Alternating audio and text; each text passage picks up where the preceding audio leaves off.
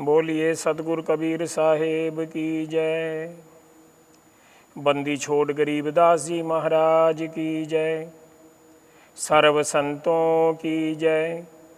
स्वामी जयतराम जी महाराज की जय। स्वामी दयालुदास जी महाराज की जय। स्वामी ब्रह्म सागर भूरी वाले महाराज की जय। परम धाम छुड़ानी धाम की जय। सर्वधामों की जय। गौ माता की जय। गंगे माता की जय। भारत माता की जय। अपने अपने गुरुदेव महाराज की जय। बंदी छोड़ गरीबदास साहिब के छतरी साहेब छुड़ानी धाम जिला झज्जर हरियाणा में ज्येष्ठ पूर्णिमा के अवसर पर सत्संग का कार्यक्रम चल रहा है। संसार में 84 लाख प्रकार के जीव रहते हैं। कोई थलचर है, कोई नभचर है, कोई जलचर है। कई महाद्वीप हैं, कई उपमहाद्वीप हैं, कई देश हैं, कई भाषाओं वाले, कई वेशभूषाओं वाले, कई प्रकार के संस्कार वाले और कई आध्यात्मिक गुरुओं के शिष्यों के रूप में मनुष्य रहते हैं। अपने अपने हिसाब से सभी भक्ति करते हैं, साधना करते हैं, अपने इष्ट देव की उपासना करते हैं। पूर्ण परमात्मा सतगुरु कबीर साहिब हैं और सन 1717 में उनका ही अवतार लेकर बंदी छोड़ गरीबदास साहिब अवतरित हुए।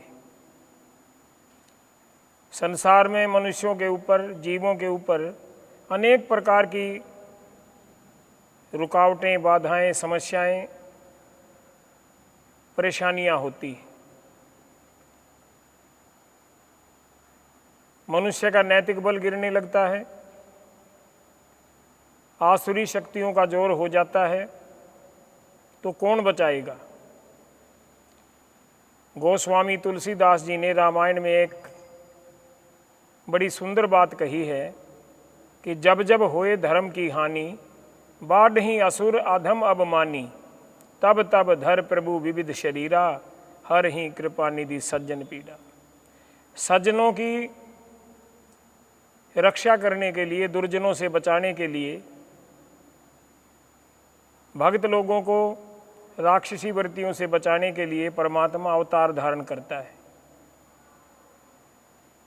हमारे इष्ट देव बंदी छोड़ गरीबदास साहिब ने गोस्वामी जी की इस उक्ति को चरित्रार्थ करते हुए इससे भी आगे जाकर हम सब आम जीवों के लिए, आम मनुष्यों के लिए कहा है कि शब्द स्वरूपी उतरे। जो शब्द स्वरूपी है, निज स्वरूपी है, तेज पुंज रूपी है, वो शरीर धारण करके संसार में आता है। कब आता है? जब आम मनुष्य, आम प्रजा के ऊपर अनेक दुखों का पहाड़ टूट पड़ता है, कोई सुनवाई नहीं करता।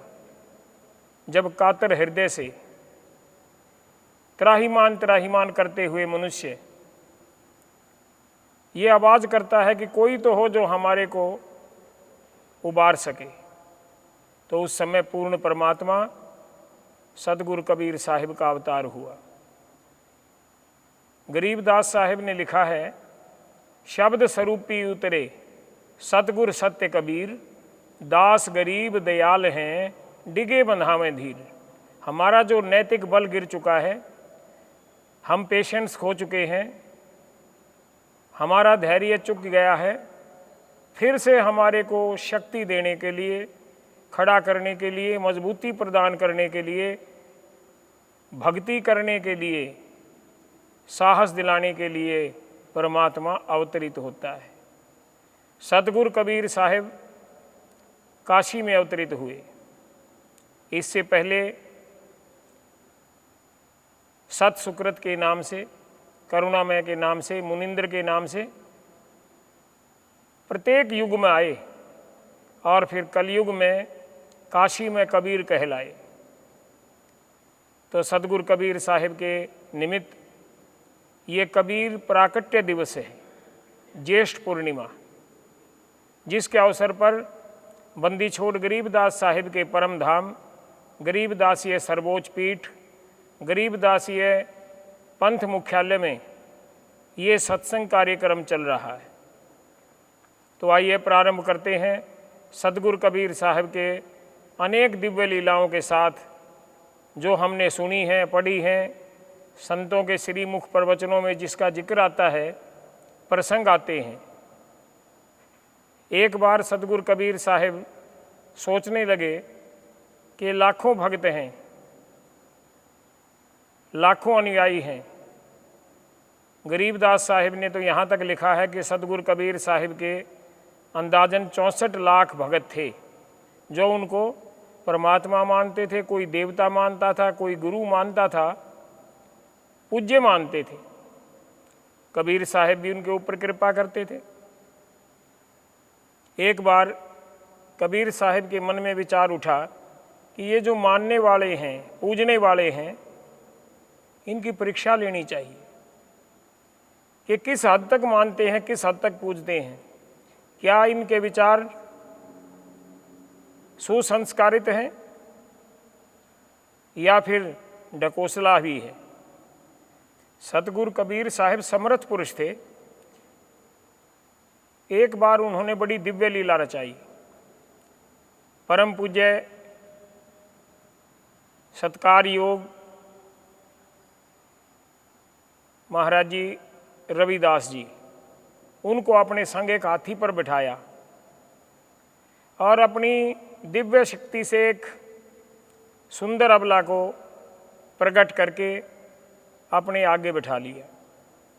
हाथ में एक प्याला जिसमें गंगा जल भर लिया और पूरे काशी नगरी में भ्रमण करने लग गए। जिनको तो पूर्ण आस्था थी, वो समझ गए कि हमारे गुरुदेव की, हमारे साहिब की ये दिव्य लीला है। लेकिन कुछ लोग ऐसे थे जिनकी श्रद्धा में कुछ कमी थी, वो पीछे हटते गए। और कुछ ऐसे उपासक भी थे जो दिखावा करते थे, जिनकी ललोपतों की भक्ति थी, वो वापस मुड़ जाते हैं, सतगुरु के संग नहीं चलते। वैसे भी प्रेमियों 3 प्रकार के मनुष्य बताए हैं जो भक्ति से संबंधित हैं। 3 प्रकार के। एक होते हैं गुरुमुख, जो गुरु की आज्ञा को शिरोधार्य करते हैं, गुरु की आज्ञा में रहते हैं, गुरु के प्रति सच्चा विश्वास रखते हैं। एक होते हैं सन्मुख, जब तक गुरु हैं सामने तो हाथ जोड़कर बैठेंगे, उनकी बात सुनेंगे, बाद में उनका ध्यान भंग हो जाता है। और एक होते हैं मनमुख, जो परमात्मा को, गुरु को सूक्ष्म रूप से नहीं जान पाते और फिर अपनी मनमर्जी करते हैं, उनको मनमुख बोलते हैं। 3 मुख्य श्रेणियां हैं, गुरुमुख, सन्मुख और मनमुख। तो जो मनमुखी भगत थे वो वापस लौट जाते हैं, जो सन्मुख थे वो थोड़ा पीछे हट जाते हैं, और जो गुरुमुख थे वो कबीर साहिब के दिव्य लीला को नमन करते हुए उनके पीछे पीछे चलते रहे। अब कबीर साहिब ने सोचा कि जो ये पक्के उपासक हैं, इनकी और कड़ी परीक्षा लेनी चाहिए। कबीर साहिब ने अपने हाथी को पैर के इशारे से एक चंडाल के घर की तरफ मोड़ दिया। चंडाल के यहाँ तो देखो मांस काटा जाता है, जीव काटे जाते हैं, खून, मांस, अंडा, इन सब का खान पान करते हैं वो। कबीर साहब का हाथी जब चंडाल के घर की तरफ जाने लगा तो अर्जुन और सरजुन नाम के उनके 2 परम प्रेमी भगत थे। जिनको दृढ़ विश्वास था कि सतगुरु कबीर ही पूर्ण परमात्मा है। थोड़ा सा आगे आए, तब तक कबीर साहब चंडाल के चौक में हाथी से उतरकर एक टूटी हुई चारपाई पर बैठने लग जाते हैं। अब अर्जुन सरजुन के मन में भी भ्रांति आ गई। साहेब रुकिए रुकिए रुकिए साहेब, ये तो चंडाल का घर है, नीच जाति के व्यक्ति का घर है, आपका यहाँ विराजमान होना शोभा नहीं देता। सतगुरु कबीर साहब थोड़े मुस्कुराए और वहीं पर बैठ गए और फिर अपने मुखार बिंद से अमृत वचन कहे, ऊंच नीच में हम रहें, ऊंच नीच में हम रहें, हाड चाम की देहे, अर्जुन सरजुन समझियो, रखियो शब्द स्नेह। हे अर्जुन सरजुन, हमने तुम्हें एकता का, संप्रदायवाद के विरोध का उपदेश दिया है। ये जाति पाति तो सब परमात्मा की बनाई हुई हैं और मनु जी ने इनको विभाजित कर दिया। सभी के अंदर तो सतगुरु बसता है। गरीबदास साहिब ने एक जगह पर वाणी में उच्चारण किया है कि किस पंडित किस कहो चूहड़ा, किस पंडित किस कहो चूहड़ा, एक बोलन हारा, जो अटक्यों में झलके चंदा, है माही पर न्यारा। कोई किसी भी जाति का, किसी भी रंग का, किसी भी देश का, प्रदेश का, गांव का, शहर का व्यक्ति हो, परमात्मा सबके अंदर विराजमान है। उसी ने शक्ति दे रखी है। बाकी उसके अपने संस्कार, परिवार का, संगत का असर हो जाता है, लेकिन परमात्मा तो विराजमान है ही। गोस्वामी तुलसीदास जी कहते हैं, हरि व्यापक सर्वत्र समाना। वो तो सर्वत्र समाया हुआ है, जर्रे जर्रे में व्यापक है। वो इतना व्यापक है, सब उसके अंदर है, वो सब के अंदर है। तो अर्जुन सरजुन, तुम मेरे प्रेमी भक्त हो, तुमने बहुत भक्ति की है, लेकिन यहाँ पर आकर तुम्हारी भक्ति में थोड़ी सी कमी आ गई। भक्ति करने वाले को तो अपने गुरु, अपने परमात्मा के शब्द से ताल्लुक रखना चाहिए, ना कि अन्य बातों से। सांसारिक बातें, सामाजिक बातें तो गौण होनी चाहिए। प्राथमिकता, प्रायोरिटी तो अपने गुरु के वचन को, गुरु के शब्द को, गुरु के उपदेश को देनी चाहिए। अर्जुन सरजुन को समझ में आ गया कि जो हमारा भ्रम था, बुद्धि के ऊपर आवरण था, वो हमारे गुरु ने उतार दिया। ज्ञान तो बहुत दिया, लेकिन जो थोड़ी बहुत कसर थी आज पूर्ण कर दी। सतगुरु कबीर साहब के चरणों में लेट जाते हैं। हे गुरुदेव, हे बंदी छोड़, हे सत्य पुरुष, हे पूर्ण परमात्मा, क्षमा करो, क्षमा करो, क्षमा करो। बहुत भारी चूक हुई है, बहुत भारी गलती की है। हमें पता है कि हमने जो भक्ति की है, कहीं वो निष्फल ना चली जाए। यहाँ पर बंदी छोड़ गरीबदास साहिब की वाणी का एक वचन है कि भक्ति बीज पलटे नहीं, भक्ति बीज पलटे नहीं, जे जुग जामे असंख्य, सतगुर सिर पर राखिए 84 नहीं शंक। किसी भी जीव के, किसी भी भक्त के, किसी भी मनुष्य के अंतर्मन में, हृदय में, चित्त में एक बार भक्ति का बीज बो दिया जाए, वो निश्चित रूप से अंकुरित होता है, पल्लवित होता है, पुष्पित होता है और फिर फलित होता है। भक्ति का बीज कभी निष्फल नहीं जाता, चाहे कितने ही युग चले जाएं। हे अर्जुन सरजुन, तुम्हारी भक्ति निष्फल नहीं गई। अब थोड़ी हिम्मत हो गई। साहेब, आज गलती की है हमने, हमें यकीन है कि आप हमारे को उबार लेंगे। तो सतगुरु कबीर साहब ने वचन किए, अर्जुन सरजुन, अब तुम्हारे को हमारे दूसरे रूप का दर्शन होगा। मन में फिर उदासी आ गई। हे साहेब, ये आपने क्या वचन कर दिए। अर्जुन सरजुन, 200 साल के बाद दिल्ली के पश्चिम दिशा में बांगर प्रांत में हम गरीबदास के नाम से अवतरित होंगे, छुड़ानी धाम में। बोलिए बंदी छोड़ महाराज की जय। तो प्रेमियों, सतगुरु कबीर साहिब ने काशी से चलकर मगहर में अपनी अंतिम लीला दिखाई और उसके पूरे 200 साल बाद सन 1717 में, देखो 1518 में मगहर में सतगुरु कबीर साहिब अंतर ध्यान हो गए और फिर सन 1717 में यहाँ पर इसी गांव में, इसी नगरी में, इसी धाम में बंदी छोड़ गरीबदास के नाम से अवतरित हुए। ये उनका परम धाम है। एक होता है सतलोक धाम, सतपुरुष धाम, परम धाम सबसे ऊपर का धाम होता है। सतलोक से तो जाके जीव वापस आ जाता है, लेकिन परम धाम में पहुंचकर पूर्ण मुक्ति को प्राप्त होता है। तो सतगुरु कबीर साहिब की कितनी ही दिव्य लीलाओं का जिक्र करूं। बड़े बड़े ग्रंथ लीलाओं से, उपदेशों से, भजनों से, शब्दों से, रमैनियों से, रागों से, छंदों से, साखियों से भरे पड़े। सतगुरु कबीर साहिब हिंदुओं के, मुसलमानों के, सभी जात बिरादरियों के समन्वय वाले संत हुए हैं। एक बहुत बड़े समाज सुधारक के रूप में भी उनको देखा जाता है। सभी उनके अनुकूल हैं और वो सबके अनुकूल हैं। कबीर साहिब से बहुत से लोग जुड़े हुए थे, लाखों में। मैंने अभी बताया, गरीबदास जी की वाणी कहती है कि 64 लाख शिष्य सतगुरु जी के उस समय थे और अब तो करोड़ों अरबों हैं।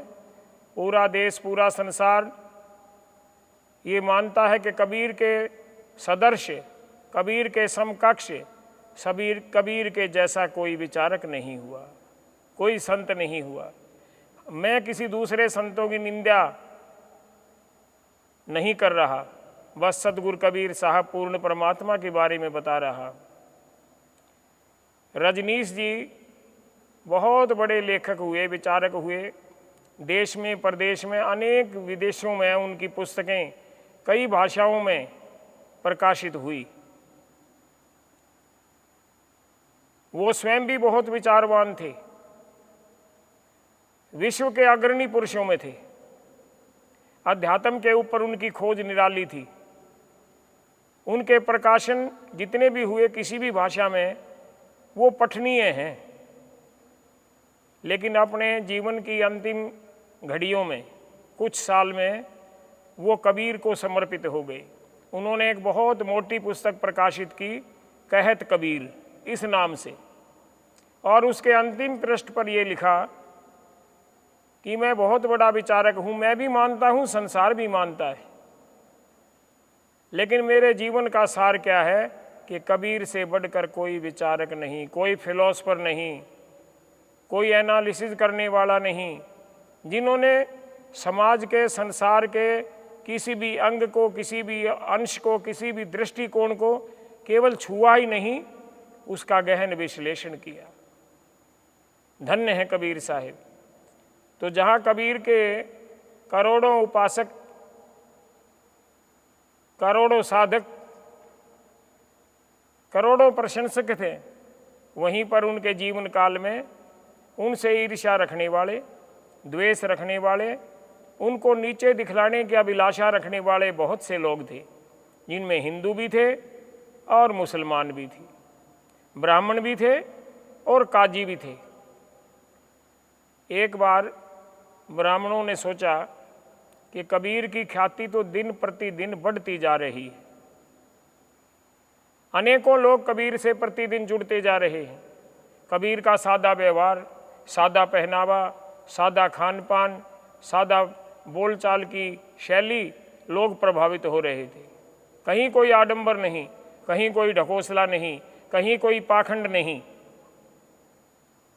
कैसे कबीर को नीचा दिखाएं? कुछ ऐसा करते हैं कि कबीर काशी को छोड़कर भाग जाए और फिर ना आए। षड्यंत्र रच दिया, आपस में मंत्रणा की, कईयों के विचार मिले। कबीर चौरा पर काशी में कबीर साहब का निवास स्थान था। वहाँ पर हजारों एकड़ भूमि उन दिनों खाली पड़ी थी, बड़ा मैदान था। कबीर के पास भोजन की व्यवस्था नहीं होती थी। वो तो एक तारा लेकर अपनी झोपड़ी में बैठकर भजन करते थे, भजन सुनाते थे, भजन गाते थे। लेकिन उनके जो शिष्य लोग थे, कमाल थे, कमाली थे, वो लोगों के भोजन पानी की व्यवस्था करते थे। ज़्यादातर व्यक्ति जो आते थे वो भजन सुनने आते थे, भोजन करने नहीं आते थे। कबीर साहब तो मस्त रहते थे। ब्राह्मणों ने षड्यंत्र रच दिया कि कबीर के नाम का भंडारा प्रचारित कर देते हैं कि अमुक दिन अमुक स्थान पर कबीर भंडारा करेगा, और उसमें 56 प्रकार के भोजन व्यंजन बरताए जाएंगे। दिन निश्चित कर दिया, चिट्ठा फिरा दिया, मुनादी करवा दी। आजकल की तरह मोबाइल नहीं थे, नेटवर्क नहीं था, बहुत से तरीके थे बात को प्रचारित करने के। समय समय के अनुसार होते हैं, हलकारे होते थे, चिट्ठियाँ होती थी, बहुत से तरीके थे। और कबीर तो इतने प्रसिद्ध थे, उनसे संबंधित कोई बात एक व्यक्ति को मिल जाए, पता लगे, तुरंत फैल जाती थी। लाखों लोगों को पता लग गया, दरिद्र नारायण को, ब्राह्मणों को, भिखारियों को, गरीब गुरबों को, कि कबीर का भंडारा है, चलो चलेंगे। कबीर का दर्शन भी होगा और भंडारा भी छकेंगे, कई कार्य सिद्ध हो जाएंगे। कोई कुछ आशा लेकर, कोई कुछ विचार लेकर भंडारे की तैयारी में, आने की तैयारी में लग गया। जिस दिन भंडारा था, लोगों का हजूम आने लग गया, लोग एकत्रित होने शुरू हो गए। तो रविदास जी, कमाल जी, कमाली जी, जितना भी उनका संगी साथियों का वर्ग था, कबीर साहब के साथ जिनका संबंध रोज का था, नित्य भजन सुनते थे, वो जाकर कहने लगे, हे साहब, आप तो भजन करने में मगन हैं, एक तारा लेकर धुन लगाए बैठे हैं, आपके नाम पर लाखों व्यक्ति एकत्रित हो रहे हैं, इनको भोजन कौन कराएगा, इनके रहने की व्यवस्था कौन करेगा, बर्तन कहाँ से आएंगे, ईंधन कहाँ से आएगा, और फिर बरताने वाले कहाँ से आएंगे, बिस्तरा कहाँ से आएगा। अनेकों प्रश्न कर दिए। सतगुरु कबीर साहब मंद मंद मुस्कुराए, ऊपर की तरफ इशारा किया। ऊपर किसको इशारा किया? महामाया और विष्णु भगवान को, क्योंकि महामाया ने एक बार वचन लिए थे कि हे कबीर साहब, आप पूर्ण परमात्मा हैं, मैं आपको विष्णु भगवान के साथ मिलकर सेवा करने का वचन चाहती हूँ, क्योंकि मैं आई थी आपको ठगने के लिए, हराने के लिए, लेकिन आपके आगे नतमस्तक हूँ। मैं जाऊँगी तो विष्णु भगवान मुझे दंड देंगे, इसलिए कोई ऐसा वचन कर दें। कभी भी जनता के लिए, जन के लिए किसी भी चीज़ की आवश्यकता है तो आप एक मात्र इशारा कर दें, आपको तो कोई ज़रूरत नहीं, आप तो परिपूर्ण हैं। तो कबीर साहब ने इशारा मात्र किया, कल्पना की। उसी समय हजारों की संख्या में छकड़ों पर, बैलों पर, खच्चरों पर भोजन सामग्री, टेंट, शामियाने, बर्तन, ईंधन गंगा के उस पार से इस पार आने लग गया।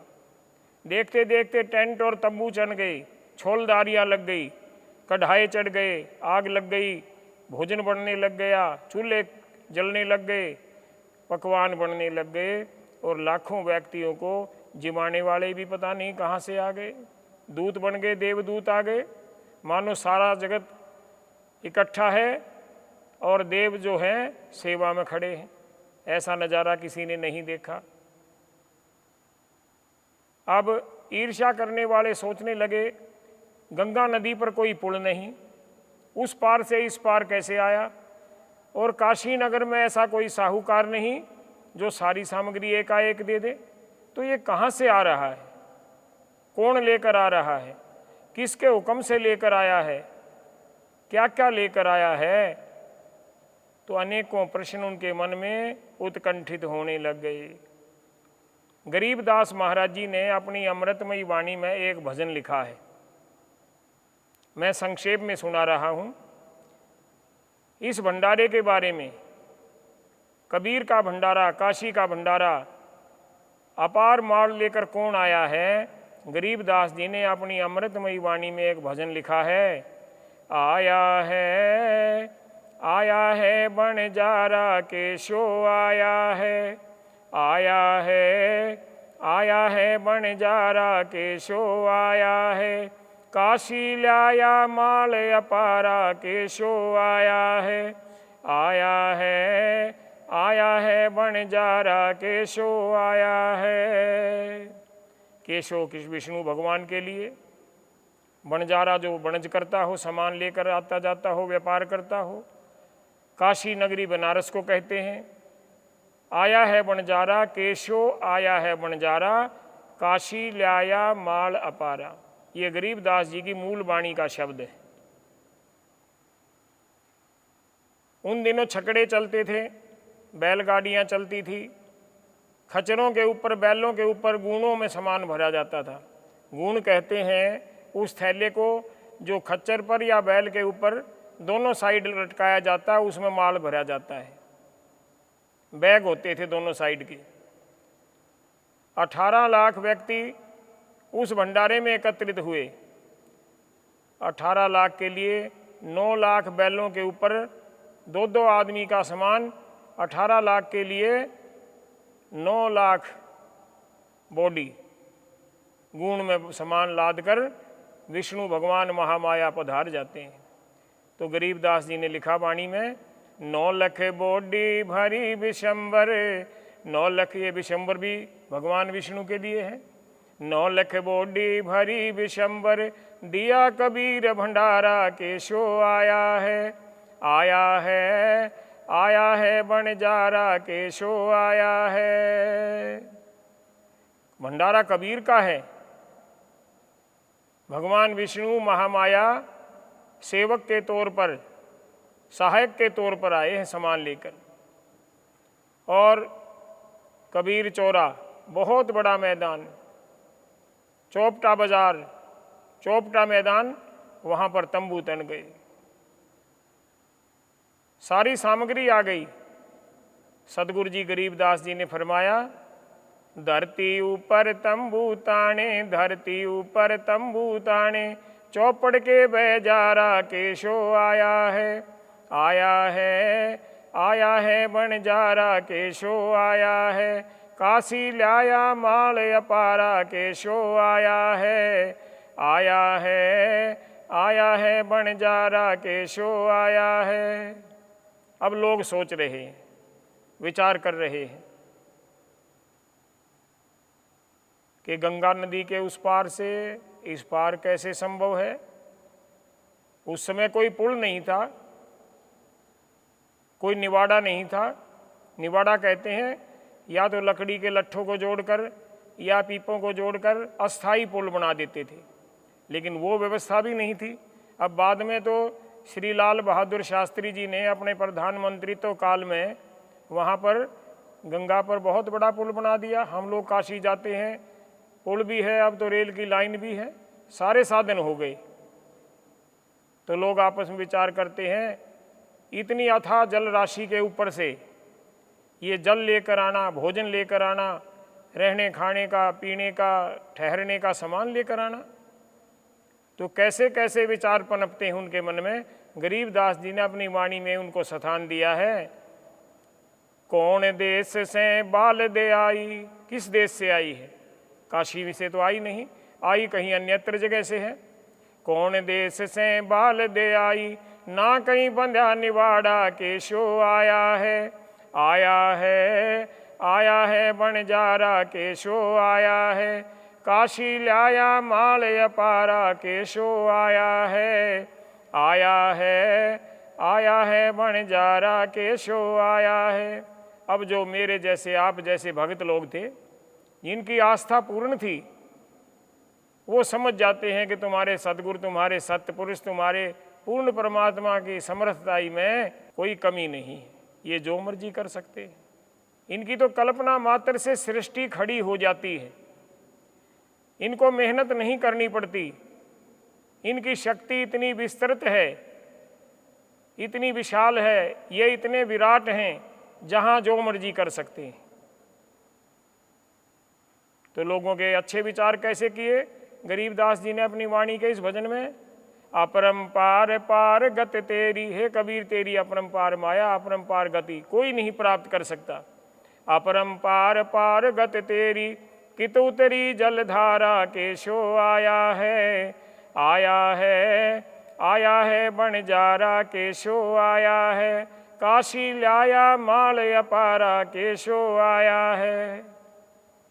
अब नंबर आ गया आलोचकों का, ईर्ष्या करने वालों का, द्वेष भावना रखने वालों का। षड्यंत्रकारियों का दिमाग षड्यंत्रों से भरा हुआ होता है, स्थिरता नहीं होती, शांति नहीं होती, हर समय ऊहापोह की स्थिति में रहते हैं। कहने लगे कबीर बोलने में बहुत चतुर है। किसी सेठ साहूकार को पटा लिया होगा झूठ बोलकर, लेकिन फिर विचार करते हैं कि हम भी तो काशी में रहने वाले हैं। इस काशी नगरी में ऐसा कोई बड़ा साहूकार नहीं जो लाखों व्यक्तियों के लिए एकदम से एकाएक क्षण मात्र में व्यवस्था कर सके।